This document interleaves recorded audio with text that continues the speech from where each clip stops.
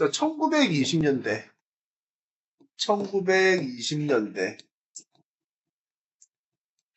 자, 무슨 통치? 문화 통치라고 합니다. 자, 근데 이 문화 통치를 다른 말로 표현하자면 뭐라고 한댔죠? 민족 기만 통치라고 얘기를 합니다. 민족 기만 통치. 기만이 놀리는 거죠. 쉽게 얘기하면 1920년대 핵심 문제에서 핵심은 뭐냐면 이렇게 한다고 했는데 실제로 이렇게 하지 않았다라는 내용이 핵심적인 내용이 되는 겁니다. 그러면 10년대와 20년대를 비교하는 형식의 문제가 나오겠죠. 그죠? 자, 보도록 하겠습니다.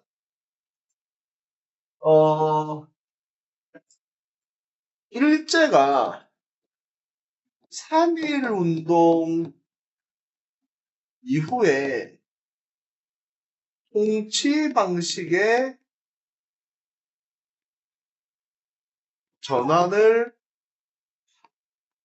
합니다. 그러니까 3.1운동의 결과로 바뀌었다라고 얘기를 할 수가 있겠습니다.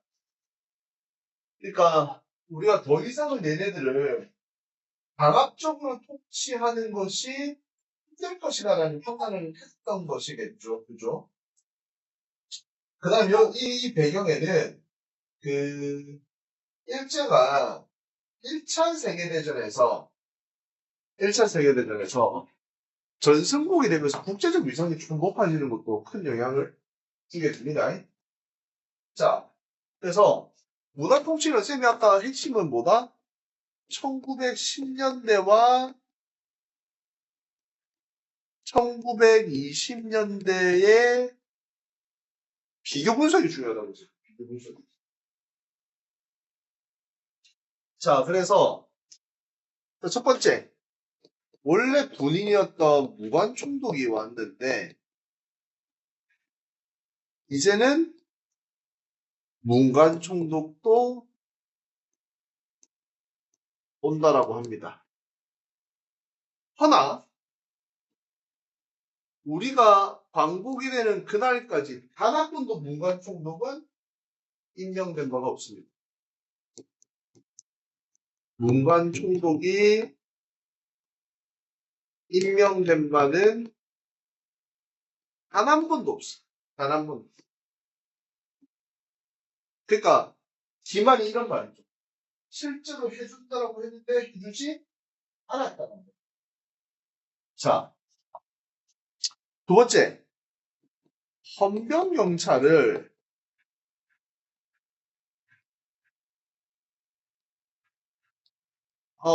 이때까지 군인이 했으니까 조금 빡셌었지. 미안해. 우리가 그냥 일반적인 경찰, 보통경찰제로 바꿔줄게.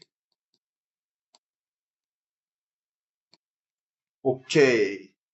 근데 중요한 거는 뭐냐면 보통경찰제로 바뀌면서 경찰의 인원이 증가합니다. 약 한 3.5배 정도 증가하거든요. 3.5배. 어디에 가서 욕도 못해, 이제. 에이씨, 이런 깎이는 이런 말도 못한다, 이런 말이 못해. 자, 그 다음에, 요거 중요합니다. 치안유지법이란 거 있거든요. 치안유지법. 치안유지법은 일본이 1926년에 이제 60만세운동이, 26년이 아니고 60만세운동이 일어나면서 60만세운동 같은 게 나중에 우리 독립운동 파트에 설명을 한번 하겠지만 3.1운동 이후에 최대 민족운동을 한번 만들어 보려고 하다가 사전에 걸려요. 사전에. 알겠습니까? 사회주의 계열이 잡히는 바람에 이 사회주의 계열 애들 같은 경우도 약간 좀 투쟁도 조금 과격하고 이렇게 하기 때문에 얘네들이 일본의 체제를 흔드는 결정적 요인이 된다고 해서 얘네들을 감시하기 위해서 만들었다고 하는 게 치안유지법. 근데 이 사회주의 계열을 감시한다는 말은 다른 말로 바꾸고 독립운동가를 감시하겠다 이 말이죠. 그 다음에 여러분들 그 옛날에 뭐 드라마 각시탈 이런 거 보면 우리 그 독립운동하는 사람들 잡아가지고 막 고문하고 막 그렇게 악질 경찰 고등계라는 게 나오고 고등계 알겠습니까? 고등계 경찰이란 말은 전문적으로 독립운동가 잡아야 생겨야 돼. 그러니까 실제로 이게 감시가 더욱더 심해졌다고 볼 수 있겠죠. 이런 거 인간의 사건들을 보면. 자, 그 다음에 자 국민협의회라는 국민협의회라는 걸 넣거든요. 자, 이게 뭐냐면 조선인의 정치 참여가 거의 안 됐어. 거의 안 됐는데 이제 조선인들은 정치 참여해줄게. 참정권 부여할게. 근데 우리 앞에서 1910년대 얘기할 때 우리 중추원 배웠었잖아. 중추원. 근데 중추원 같은 경우에 실질적으로 얘네 무슨 결정권이 없었겠죠. 얘들도 결정권 없어요. 그러니까 다른 말로 바꾸면 보여주기식이라는 보여주기식. 보여주기식. 이제 조선인들도 참여할 수 있도록 만들어줄게. 너네 의견 들어줄게. 이렇게 그냥 겉보기용으로 만들어가는 거죠. 자, 그 다음 우리 앞에서 언론, 출판, 집회, 결사의 자유가 없었죠. 신문사들 다 없어지고 막 단체들도 활동 못하고 이랬는데 이제는 요거를 허용해 줍니다. 허용해 줍니다. 그래서 뭐 조선일보라든지 동아일보와 같은 신문들이 나오거든요. 근데 이거 여러분 익히 안에 뭐죠? 총독부가 검열을 합니다. 검열.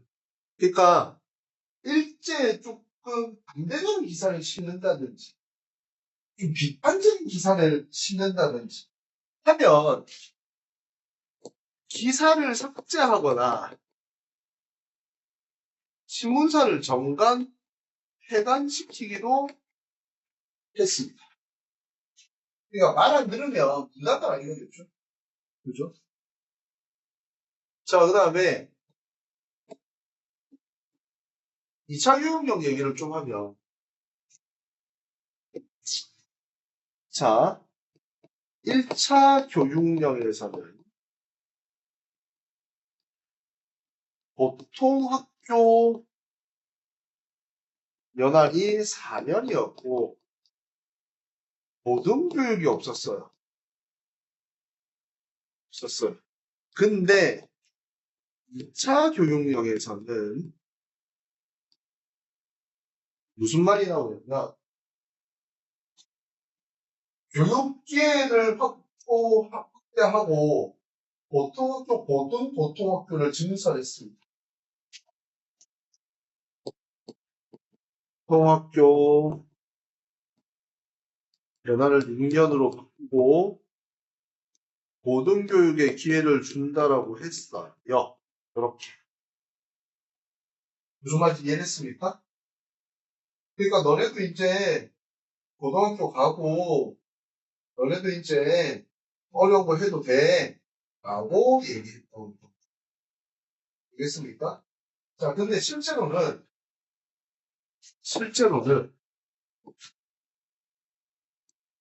진학률이 높지는 않아. 진학률이 높지 않아. 그 이유가 가장 많았던 게 경제적 부담이 좀 심했답니다. 경제적. 왜냐면 이때 당시 조선인들이 그렇게 잘 살지는 못했겠죠. 그죠? 이런 상황에서 이제 우리가 학부가 올라가면 올라갈수록 그 교육비라든지 그런 것들이 좀 부담이 좀 커지잖아. 그치? 자, 그렇기 때문에 이제 고등교육을 받는 조선인의 숫자가 그렇게 많이 늘어나지는 않습니다. 이해됐습니까? 자, 그럼 이거 왜 이렇게 하는 거야? 왜 이렇게 하는 거야? 왜 이렇게 했을까요? 무슨 목적으로 이렇게 했습니까? 자, 우리가 이걸 알아야 돼. 얘네가 이렇게 한 이유가 있을 거잖아. 아까 뭐랬어요? 더 이상 이런 통치 방식 가지고 안 된다라고 생각을 했으니까. 자, 문화 통치의 본질이다.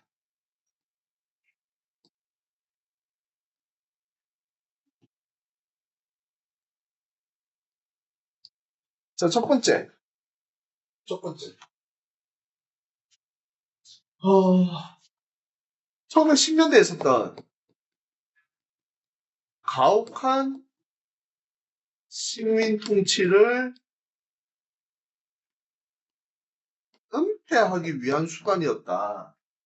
선생님이 앞에서 일본이 1차 세계대전에서 전승국이 되면서 국제적 위상이 높아졌고, 또 우리가 그때 1차 세계대전이 끝난 다음에 얘기했던 게 우리가 3.1운동 때 등장하는 민족 자결주의다. 미국 대통령 위더 윌슨이 주는 민족 자결주의.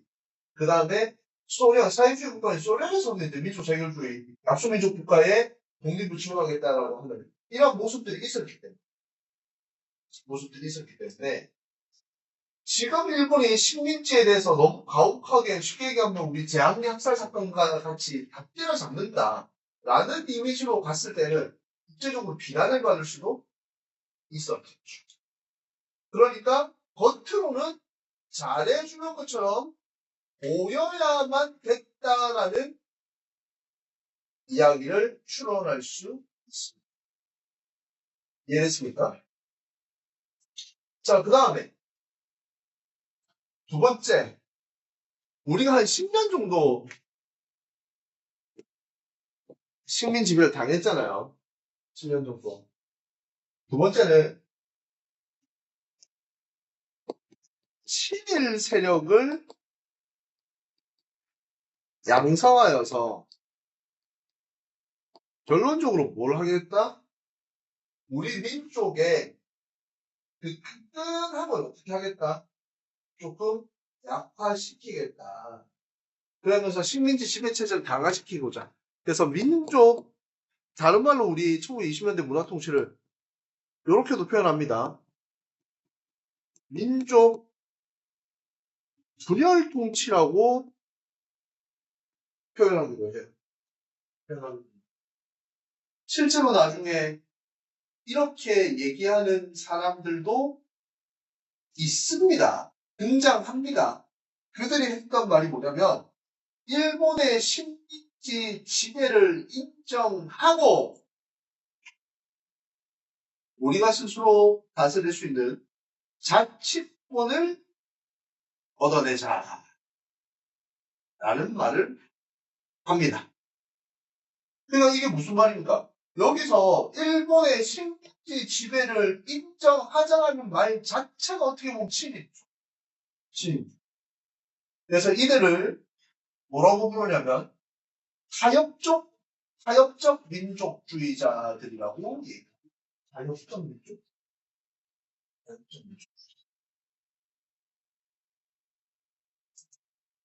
이해됐습니까? 그게 그렇게 나온다는 것 자체가 어떻게 보면 무슨 말이겠죠? 일본의 목적이 성공했단 말로 받아들일 수도 있겠습니다. 이해됐습니까? 자, 그 다음에 이제 우리가 경제에 대한 얘기를 해야 되겠죠. 경제. 자, 경제는 1920년대 경제 정책을 뭐라고 한다? 산미 증식 계획입니다. 자, 우리가 세계사적 이야기를 조금 알아놓으면 좋은데, 선생님이 세계사적 이야기 이때 뭐라고 했습니까? 1919년에 끝나는 그 체제가 완성된 1차 세계대전 이후의 세계 체제에서는 일본이 전승국이 됩니다. 전승국. 그 다음에 전쟁이 끝날 때, 그리고 전쟁이 진행되고 있을 때, 고용률이 높아지는 경우가 있어요. 고용률이 높아지는. 실제로 2차 세계대전 때, 미국 같은 경우는 거의 완전 고용에 가까워졌을 만큼의 고용률이 올라가거든요. 자, 그러면서 1차 세계대전이 끝나고 나면서부터 어떻게 되냐면 일본의 산업화가 진행이 되면서 이때 처음 된 건 아닙니다. 아시아에서 가장 산업화가 발달했던 국가가 일본이지만 산업화, 공업화가 진전되면서 인구가 폭발적으로 증가해요. 인구가 증가하게 돼요. 인구가 증가하면 당연히 무슨 문제가 생기겠습니까? 당연히 식량 문제가 생겨요. 일본이 강원도 조약 이후에 우리나라에 문이 열린 다음에 처음으로 들어와서 가장 많이 사갔던 게 쌀입니다, 쌀. 왜냐면 일본은 전체 국토 면적의 농경지가 극히 일부분이 작거든요. 우리나라보다 훨씬 작아요. 비율로 따져 봤을 때. 왜냐? 생파산소이잖아. 벼농사가 잘 안 된단 말입니다. 그러니까 우리나라는 밥 먹을 때 고봉밥에 넣어서 밥을 이렇게 쌓아주잖아요. 많이 먹어. 근데 일본은 소식하는 문화가 있을 수밖에 없었던 게 식량 생산량이 그렇게 넉넉치는 않았기 때문에. 그러니까 식문화에도 이런 것들이 영향을 미치는데, 일본이 이제 자국 내 쌀값 폭등, 식량 문제가 생긴 쌀값이 폭등하고 이러니까 이 문제를 조선으로부터, 한반도로부터 쌀의 생산량을 증가시켜서 일본 내부에 있는 식량 문제를 해결하고자 했습니다. 그래서 무슨 게? 산미 증식 계획입니다. 그다음에 여러분도 혹시 학교에서 이렇게 언급을 하면 이건 퀴즈로 문제가 나올 수 있는 건데, 산미 증식 계획은 20년대에만 하지 않았어요. 30년대에도 산미 증식 계획을 시행하긴 합니다. 왜냐하면 전간기이기 때문에 전쟁을 하는 와중이기 때문에 군인들에게 줄 이 식량이 부족한 문제가 생겨서 그때도 한번 하긴 합니다. 학교에서 만약에 선생님이 이렇게 언급을 하면 문제 선택지에 1920년대에만 진행됐다고 하면 무조건 틀리지. 무슨 말인지 알겠죠? 자, 그럼 어떻게 하느냐면 당연히 이렇게 해줘. 토지 개간, 품종 개량, 수리 시설 확충.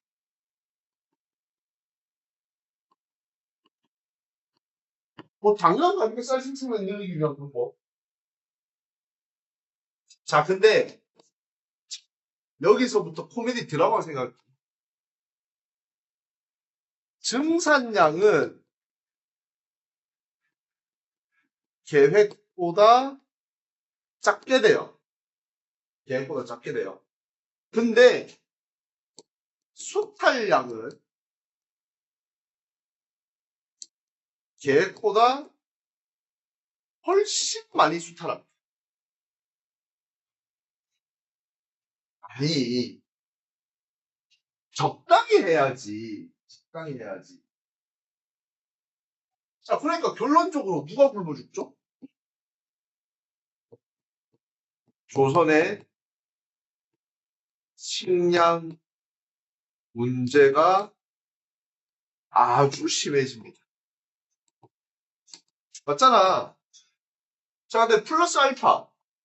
토지를 개간하고 품종을 개량하고 수리시설을 확충하는데 비용 들어요, 안 들어요? 비용 들겠죠? 뭐 종자 개선한다든지 아니면 뭐 저수지를 만다든지 이런 것들.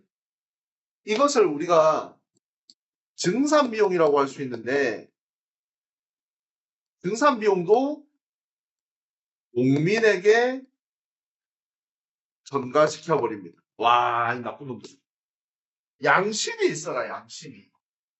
아니, 쌀도 증산량보다 더 많이 가져가고 풀어가고 이거에 들어가는 비용까지는 조선 농민들한테 다 내라고 한 거야.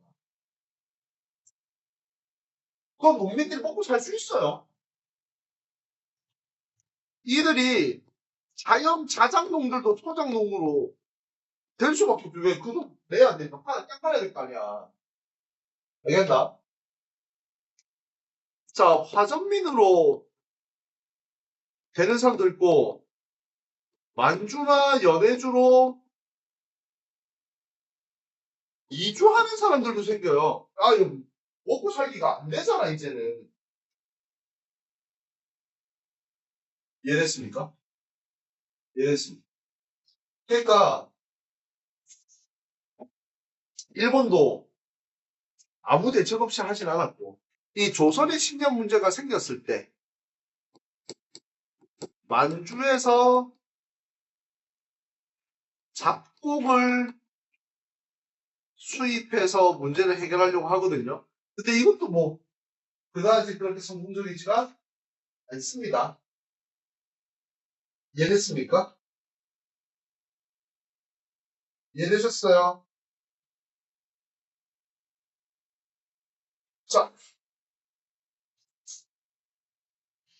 자, 그 다음에 보겠습니다. 조선 농민들 진짜 살기 힘들어졌겠죠. 그죠? 자, 그 다음에 회사력 얘기를 좀 할게요.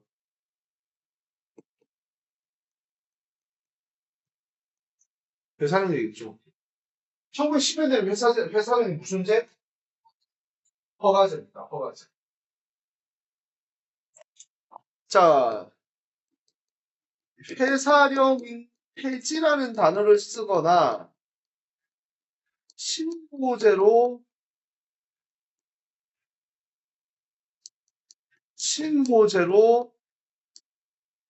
전환했다라는 말을 쓰는 게 두 개 다 같은 말입니다. 헷갈리지 마세요.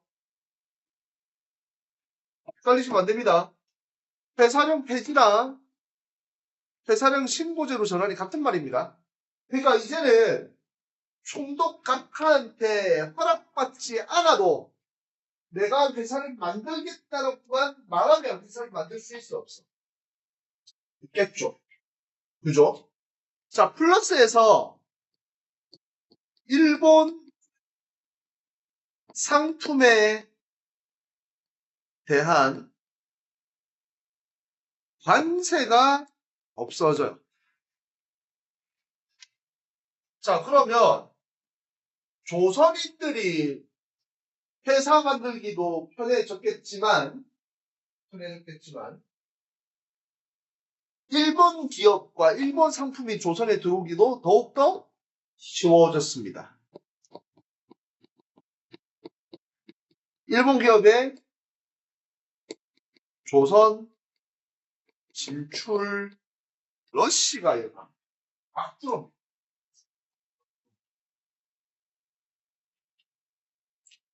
그 다음에 일본 상품도 막 들어오죠. 맞죠? 그러면 1920년대 분위기가 약간 좀 너네한테 잘해줄게. 너네도 이제 할 거 해. 이렇게 되는 와중에 일본 상품에 대한 관세가 폐지되고 그리고 그 회사력의 신고제로 바뀌면서 조선인들로 뭔가 만들기 시작하거든요. 그런데 관세가 없는 일본 상품이 들어오면서 조선인 소유 기업에 타격을 입습니다. 왜냐면 일본이 어떻게 보면 본국이잖아. 우리 식민지고. 그러니까 일본 애들이 들어와서 막 이렇게 하니까 그걸 이길 만한 경쟁력이 아직까지 우리가 부족했다라는 말이 됩니다. 알겠습니까? 그래서 1920년대 문화 통치를 다른 말로 바꿔 민족 기반 통치라고 했었죠. 보통 경찰제 이런 거. 자, 여기서 핵심 키포인트는 뭡니까? 10년대를 일했는데 20년대 이렇게 하기로 했습니다. 하지만 실제로 그렇게 하지는 않았습니다. 10년대와 20년대를 비교해 놓은 지문에 의해서 문제가 헷갈리게 될 수도 있고 정답이 될 수도 있는 부분이라고 반드시 명심하시길 바랍니다.